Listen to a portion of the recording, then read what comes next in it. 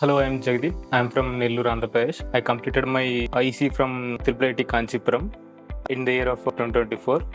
I get to know about Emertxe when I was researching online. I saw many competitors in the same field for training in embedded systems. The curated topics in Emertxe made me feel confident in joining Emertxe. So I joined Emertxe with the confidence of the required skills I will learn from them. I was able to understand and experience many logical and problem solving skills. During my time at Emertxe, I was facing some kind of problems with analyzing the logic and all. So I was able to get help from my mentors and guides from at Emertxe. I have completed around 10 projects at Emertxe.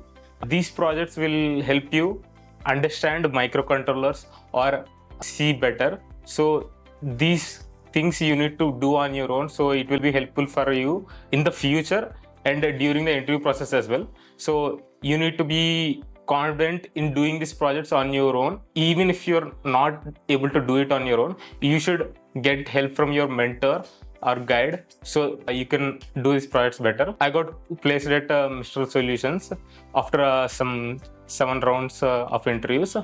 You will able to answer these interviews pretty easily if you are able to understand all the concepts taught by Emertxe.